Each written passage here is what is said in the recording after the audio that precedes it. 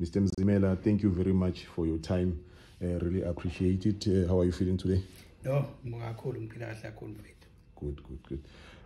Yeah, Mr. Mzimela is the Regional Executive Officer of UMgungundlovu Regional League, that is SAFA UMgungundlovu, and we'll be speaking to him today.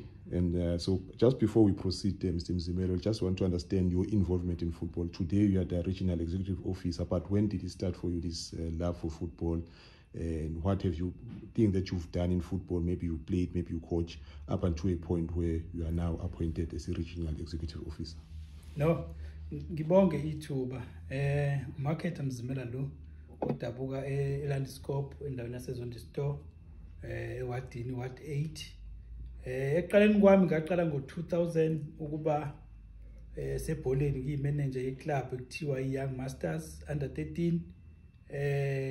Ngaleso sikhathi kwakusena lento ekuthiwa uma Football Association indawo ngeendawo ofisho khona uMafakatini uMafunze imbalo idindile Football Association. Wabe abantu basemafayitini bebona ukuthi hayi angangiza kahle kumene nje iclub uYoung Masters base bengiqoka ukuthi no ake ngibe unobhala weMafakatini Football Association. Ilanga nginakhona ke nje emkhakheni kahle hle webhola ngagxila ke kulezi zinto ze-administration. Kuthe ngo-2015 base bengiqoka ke umsunduzi sichithwe yonke ke lento ye-Football Association uSAFA ushintshe istatute usuthi ibhola lidlalo ngokomasipala. Ilapho ngangena khona emsunduze ngo-coordinator i-youth coordinator ngaleso sikhathi. Ngidila nje nama-junior e-ofisini lasemsunduze local football association. Ngidila nje nama-junior kakhulu isikhathi eside. Kuthe ngo-2016 ngase ngi-appointwa as local executive officer yomsunduze local football association okuyona LFA njama LFA o7 nje yona LFA ene-office emsunduze ne-staff esisebenzayo kwayikhona la ngisebenza khona ke ilabo bone khona ke nakwi-region ukuthi ke no abang-appointe ngizoba i-regional executive officer yala kwi-region because babona mhlambe ukusebenza kwami nama-club because emsunduze bengidila nama-club ala ko-50 something ukusebenza nawo nje bedlala i-league ekuthiwa uMetropolitan lathi ngisebenza khona lawo ma-club base bengiqoka ukuthi ngibe la eMgungundlovu ngizosebenza nabo. And when were you appointed for this role? Sorry? When were you appointed? Appointed by the emergency committee. When was this? When the term started in 2021 or was it before that? No, i-region ikhethe ngonyaka odlule. Ku-2018 yadisbandwa i-region because kwakuneyingxushunxushu. Ngaleso sikhathi kwakubangwa ubuholi uSAFA National wadissolve omabili ama-committee ngoba wasebekubili ubuholi ngaleso sikhathi wase wadissolve wadisbanda. Kuthe wasebukhethisa kabusha ngoMarch 2021 kumhla 13 ukhetho lale Herigwala nje stadium wakhethwa khona ubuholi lapho ubuholi obulidwa ubaba umnumzana uZondi okuyena olida ke i-region njengamanje. Ilapho ngoba umuntu webambile le office esebenza kwakusihle Msimango eappointwe i-province as administrator ngaleso sikhathi i-region ingabi khona base bengi-appointa ke bengisusa emsunduze ukuthi ke ngizosiza la kwi-region. Okay. Yeah. So that we understand, can you just maybe explain what is the role of a regional executive officer within the structure SAFA? Okay. No, ukuba regional executive officer in short REO one ukuthi ngi-implemente ama-decision ama-resolution e-REC Regional Executive Committee uma makuhlela umhlangano bethatha i-decision funa ngi-implemente-ke mina la ifuna ingene khona. 2 umsebenzi wami ukuthi i-staff enginaso le office ngisimonithe ukuthi sisebenza kanjani ngi-oversee i-office lonke ukuthi ukuphi okwenzakalayo nanokusebenzisana kwama-stakeholders la ku-DSR Mgungundlovu Municipality Sport Confed abantu esisebenzisana nabo i-school football ukuthi njalo ngibe seduze kwabo ukuthi sisebenze ngendlela efanele. 3 ukuthi ngibheka ama-LFA ukuthi aya-comply yini with SAFA statute, SAFA Mgungundlovu statute nanokuthi ayadlala according u-SAFA uniform rules aka-SAFA ayalandela lezo zinto okuwona umsebenzi wami-ke engikhona kona le office. Okay. As i-REO yaseMgungundlovu region, just maybe so that we also understand the area in which you operate, which municipalities fall under SAFA Mgungundlovu, so that we know in which area in case then we are operating. Okay. uSAFA uMgungundlovu wakhiwe ama LFA awu7 umsunduze local football association, Impendle local football association, iRichmond local football association, Impofana local football association, mase kuba uMngeni local football association, mase kuba uMkhambathini, mase kuba uMshwathi local football association. Iwona wonke lawo ma LFA awu7 akhanda uMgungundlovu region ukuze ube ne-structure, ukuze kube khona uMgungundlovu region akhila ama LFA awu7. These LFAs, are they functional from your view? Are they functioning at the local leagues operating ngendlela kumele hamba ngayo? Okwamanje abhizi i-registration awu5 impela seqalile ukudlala njengamanje ngilinde nje impela asalungisa indaba ye-registration uMngeni kanye noMkhambathi. Kodwa lawo impela awu5 aseqalile impela a-registile adlala nje kuma program eSAFA. Okay. Now back to the regional league.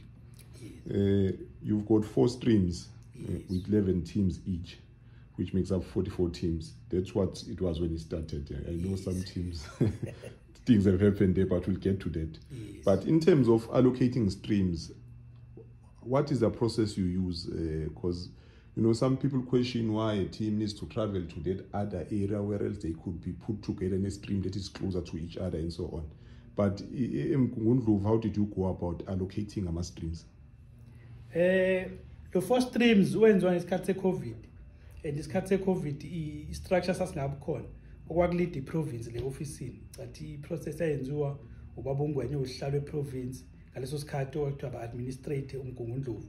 Sithe masingena siqhubeka wasingene ngoMarch official league ya last season esiphakathi saqhubeka nayo kule season lesikuyona sihlale phansi namaclub sabiza umhlangano si-review yonke ukuthi imi kahle lento ayini affecting, but hayi okwamanje ayiqhubeke kanje mhlawumbe uzothi nesizini sizame ukunciphisa like kunama-team asuke eRichmond aya eMshwathi la uyikude khona kakhulu, but hayi okwamanje esithi ukuma kanje mhlawumbe nesizini-ke nga-adjusta-ke ukumanuva izitream zime ngendlela COVID ingekho zibuyele nje zazinjalo izitream zibuyele ku-16. Okay.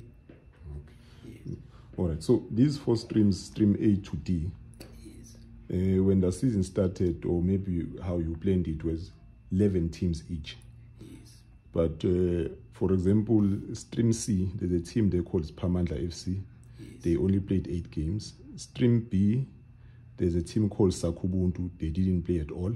Yes. Stream D, there are 2 teams there, TP Mazembe and Inzinga United. They didn't play. So what was happening there, and what are the reasons behind some of these teams not being part of a stream but actually not participating? Yes. Mhlambe siqale ngo-stream D la ku-Inzinga neMazembe, and the time senza i-block feature siyenza kuma-SAFA through APE basenza i-block feature basithumelele sabafaka kwi-block feature base behluleka ucomplya ngesikhathi ukuthi ba-affiliate ngesikhathi azaqala ama-team ukudlala kwasho i-data ibekiwe i-deadline shuthi ngathi yabahlula i-deadline ukuthi bamithe wonke ama-requirement afunekayo kwi-region including Sakubuntu ka-stream B. Labo bathathu nje bahluleka ukumitha ama-requirement ingako babona mawubuka ilog bafica beno-0 nje shuthi abantu abangadlalanga shuthi abantu abangekho i-data zawo shuthi zifofithile. Isiphamandla sino-8 game yes. Okwenzekile kuthe ngoFebruary ebeyodlala neKillers eMshwathi behlelwa ingozi bengakafiki. I think 11 players walimala wonke, and ngosuku esasikhona ngale sibhedlela belimele ngangihambisana no-president no-deputy president kanye no-mayor waseMshwathi ubaba uZondi, and babelimele and sahlala cishe kwaze ukucheck and bayakwazi ukuphuma bonke ngalolo suku, and i-region yakwazi uku-organize ibhasi ukuthi ingane izihambise ngebhasi because zazihanyiswe ngeveni zaziye egroundini, okwenza ukuthi sibanike i-break ukuthi ayeba sibone baya-recover yini, and sihlalileke nabo phansi basho ukuthi no ayingeke abakwazi ukuthi baqhubeke still abaningi babo abethungwe emakhanda okubuya ukuthi no ngeke kwazi, and i-RC yathatha i-decision ukuthi no bangabuya nesizini i-status sabo sobe sikhona okwamanje bangaqedeni ukudlala singakwazi ukuthi badlale besalimele and bese-ke esimeni esinzima kanje. Ngiyacabanga into efanayo-ke neSwamp United ku-stream D. Yes. Sibe yisehle esikhulu-ke sithe nje sisamangazwe isiphamandla ngoFebruary ngoMarch iSwamp United naye abasesimile nje ekwavula kwawesike kusiphamandla because kwagcina kudlula abadlali abawu4 emhlabeni nakhona isimo sabo cha no kuyathatha udecision ukuthi no istatus sabo sizo-appearisha kahle nesizini okwamanje ayiba recover ngoba isimo sabo sikakabi sikahle. We know that before I proceeded, I just want to understand, you mentioned that some of the teams actually didn't meet the requirements. Yes. Just so that we also understand, what are the requirements these teams that fail to meet, the requirements that will then enable someone to participate in the regional league? Okay. Thina esikwenza ku region because I region ayinawo ama-club abelonga kuma-LFAs, ama-club ayi-member zama-LFA. Thina esikwenza ukuthi umuntu simnikeze iform ahamba u-affiliate ku-LFA yakhe ahlukana ama-LFA ukuthi u-affiliate ngamalini nento ezenziwa ku-LFA ngoba usumuntu ebelonga lapho. Uma umuntu mengalibuyisanga iform shuthi mhlawumbe une-challenge ne-LFA yakhe ukuthi amithe lezo zinto i-LFA ezidingayo. Lapho thina sesilinde nje ukuthi libuye iform elixivazwe ngestem se-LFA ukuthi no uyimember i-good standing asengaba angadlala kwi-competition ye-region because thina is only ukuthi sidlalise i-competition. Okay, yes. Baba Mzimela, you just told us about the said events that happened to Ispamandla, yes. Swamp United, and you mentioned that they were traveling using a van. Look, we understand that teams are struggling financially, and hence you don't see them traveling maybe say a taxi or a bus, and sometimes owners have to use multiple vans just to transport players. Yes. But having seen what has happened with actually 2 teams and loss of lives, which is very, very serious, maybe at the RSC level, has this been discussed together perhaps with LFAs, your other stakeholders like DSR, how can perhaps these teams be assisted? Because they are really struggling. They do not travel by vans because they want to, but it's the situation that they cannot afford maybe other forms of transport. In your meetings, what is the discussion around these things? Yes, no. Ku-RC ihlalile yakhulumisana nohlalo bama-LFA and ohlalo bama-LFA base beyibuka ukuthi no ongcono ayikhulumisana nomasipala ngoba lama-club abelonga kumasipala like impendle bekuyona team eyodwa iSwamp United edlala ku-SAB League la ku-region and lawa amanye and sebeqinisekisile kwamanye umasipala la kokomshwathi uthola ukuthi sebeyawasupport ama-club kule midlalo yokugcina esela ukuthi no abaye bama laba abahamba ngama-vans basupporte ngamatekisi kube yimboni zamatekisi or association bamatekisi bayakwazi ukuthi balekelela ama-club ukuthi no sicela ukunixhasa mhlawumbe ningafaka upetrol noma ningafaki lutho kodwa kayenimi ukuhamba ngamaveni ngoba lento ehlekele empendle yaba isimo esithanda ukuthi siphazamisa abantu abaningi. Engicabanga ukuthi nobaba uNgwenya wayekhona ku-memorial service and wak-explain ukuthi no naku-national bazoye bayibuke ukuthi yiphi indlela enga-assisteka wonke ama-club adlala ku-regional league ngoba i-region engaphansi kwaka-SAFA le i-league edlalayo ukuba nga-assisteka kanjani because vele ama-club awanayo imali kodwa egcine kumele ibhola lidlaliwe ukuthi yiphi mhlawumbe indlela engenzeka eyaphambili. Okay. We know that in the Premier League there's a grant, they are well sponsored with DSTV. Yes. Cleared Africa well sponsored, they get a grant. Motsepe League, there's something that they get. I don't want to go into details what happens there, but there's something yes. that they get from Motsepe League. In the regional league, is there a grant that teams get? No. I-sponsor sasikhona sisu SAB League. Sesa withdraw. Njamanje sekudlala sekuthiwa i-regional league. Of which njamanje uSAFA National ubhizi usabuka ama-sponsors angaxhasa le league ukuthi angaqhamuka kanjani. Kodwa kwamanje no i-sponsors azikho ezixhasa nje i-league specific le to regional league. And as a result, our clubs don't get any grant? No, ayikho grant oyitholayo. Yes. Okay. No. Back to SAFA UMgungundlovu Regional League, of which you are the regional executive officer of. Yes. This season, you know, I think few games now. This is the last weekend yeah. now. You're completing the season. You've got your stream winners. What would you say are the highlights of this particular season? Isizini yethu kule season siqale kahle ngoba sabantu encathi sibasha njenga i-structure sasingekho. Siqale kahle i-league and kuyasebenzeka nama-club and most awaya comply ngempela ukuthi i-league idlaleke ngendlela nanokuthi lento ye-shortage yama-referees sesiyisebenze kakhulu ukuthi no wonke ama-ground oref babe bathathu kwaphambilini othokuthi oref babe babili egrawundini njengamanje kule season 21-22 siqinisekisile ukuthi oref baba bathathu egrawundini ukuze imidlalo iphele ingako kubona kuyimanje nje asinawo amacala imidlalo yethu iziphela nje. No, yeah, you know there, yeah, you are right. That is a highlight. Yes. You can go to any region, Motsepe League, case after case after case. Yes, so it's a good thing that you've run the league so well that it's coming to an end. Then there are no cases. Yes. Now, in terms of, I know, teams themselves have a lot of challenges in running teams, yes. And obviously that will also be a challenge on your side to keep the league running. So what would you say are the main challenges that as a region you are dealing with and trying to resolve? Into ebaluleke kakhulu ukuthi sibhizi sikhulumisana nomasipala because ama-ground wethu awekho esimeni esikahle. Lokhu kuze kube ne-impact i-team yethu mase siyipromothile iyafica kwenye yama-regions idlala i-provincial region ama-ground esimeni esikahle. Thola lawa anezidindi lama-ground ethu lapha sethola ama-ground right thola indlela yokudlala ayisekho yinhle hle ngale ndlela bona abafisa ngayo kodwa iyona into esayile ukuthi omasipala nje ama-challenges esinawo ukuthi cishe wonke lama-L407 ama-ground ethu awekho esesimeni uyawaphika amabili amathathu angconywana kodwa ama-club ethu avulelekile adlala kuzona zonke iy'ndawo okwenza ukuthi i-challenge enkulu-ke sisabhekene nayo ukuthi ama-ground kahle hle asinawo thina leMgungundlovu. Yes. Okay, so now you are trying to engage various municipalities so that you can work together because they own the grounds. Yes. Okay, well, that is understandable. Within Mgungundlovu region, you've got one PSL team, yes. No team in the NFD, yes. And you've got two APC Motsepe League teams. Yes.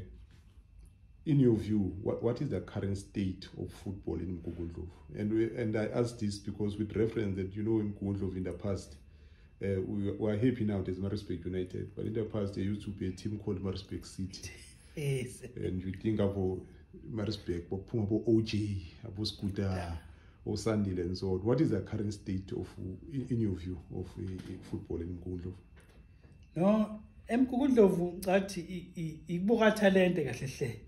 Ila italent elikhona.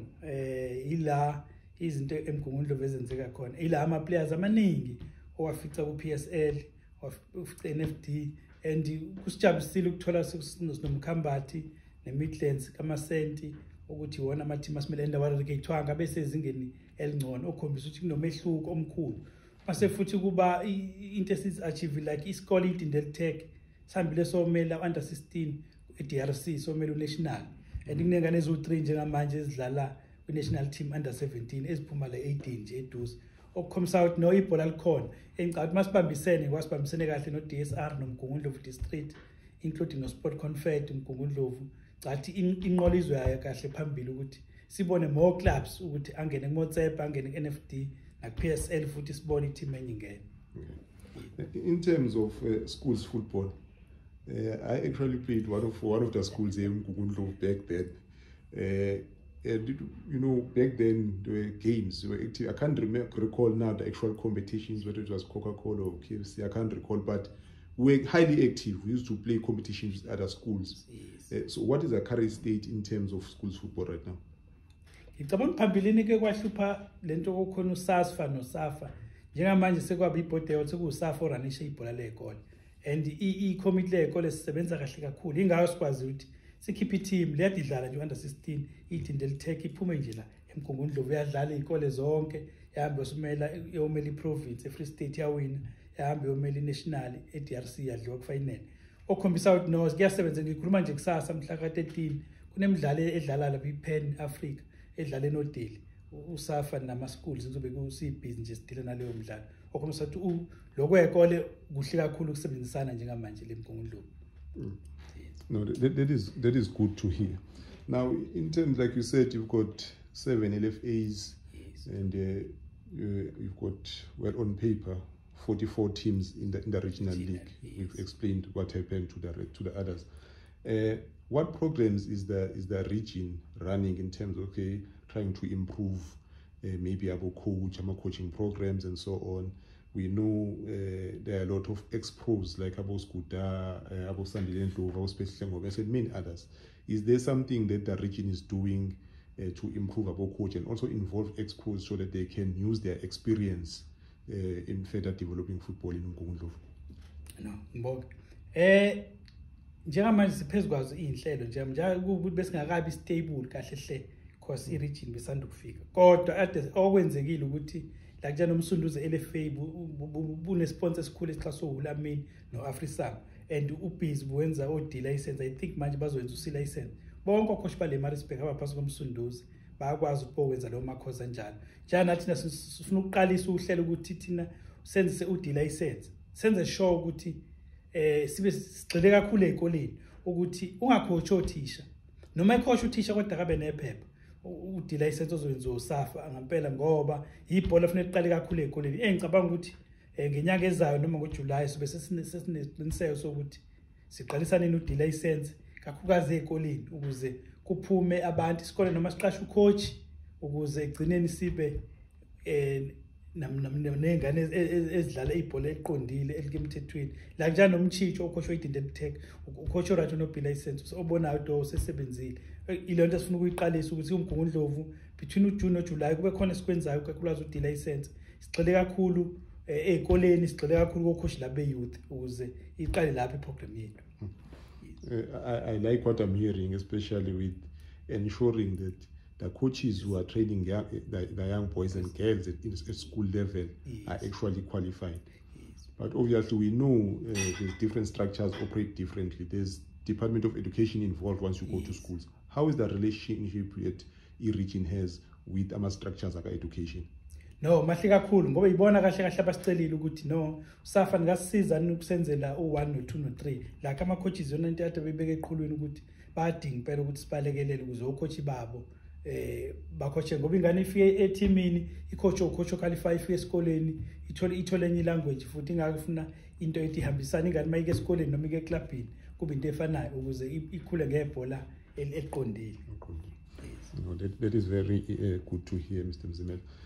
Last one, playoffs. I know AC's stream winners, Dlabantu, Manchester United, they've won their stream. I think this weekend you decide Makhetha. That's Makhetha. Yeah, but when are you planning to host these playoffs? No, manje siphezulu kwaluhle kahle iyona sisibambezelile iMaqongo neWatberg because bashiyana ngo1 point iMaqongo ino 45 iWatberg ino 41 and badlala amagame okugcina and futhi nakhona sobe siqinisekisile ukuthi imidlalo ihamba kahle iphazamiseki ukuze egcineni kuphume iwina izojoina lapha and uhlelo lwethu ama-playoff azodlala mhla ka-22 May. Last time besasiwadlalise eHerigwala Stadium kumsunduze LFA Mzimela wasikwazi ukuthi basi-accommodate kwi-Herigwala Stadium ngoba the first time UMgungundlovu wabakhona ama-playoff edlala eHerigwala. This time ama-playoff azomuva aye to uMshwathi LFA mhla ka-22 kube kuyisonto la kodlala khona imidlalo kusuke kuseni nje kuze kushone intambama ukuze kuphume iwina ezomela UMgungundlovu mhla ka-10, 11, 12 kuJune eMkhanyakude ama-playoff e-province. I've seen in other regions, stream winners, they badlala, I don't know, you've got a name, you call it, but they set it up in a log. Others just say it's 4 teams, it's just semi-finals, the winners go place. So how are you structuring your playoffs? Our to njengobusho nje I knockout stage and so abiza beze office benze draw and bezibonela nje ibe fair and u1 adlala no2 3 adlala no4 mase kuntambama shuthi nje ama ground e2 eMshwathi azodlala ngo11 mase kuthi ngo3 kudlala ifinal ukuze sikhiphe iwinner yethu. Yes. Are you confident then whoever wins there will go represent you well kuma provincial playoffs and eventually get a place ku APC Motsebe League? No, okumnandi ukuthi ama-club ethu bekune competition this time and last time bobodo umuntu agcina umuntu esefana neSundowns ashiye igebe elikhulu.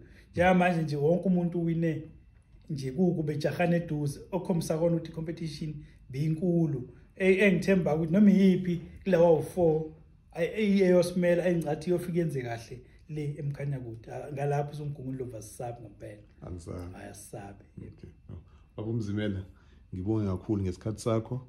Nginifisile nje konke okuhle esiregini lezi inhlelo eninazo, kakhulukazi lezi zokuqeqesha ucoach ekoleni leyo ngithande kakhulu, and I hope it will be a success. Thank you very much, sir.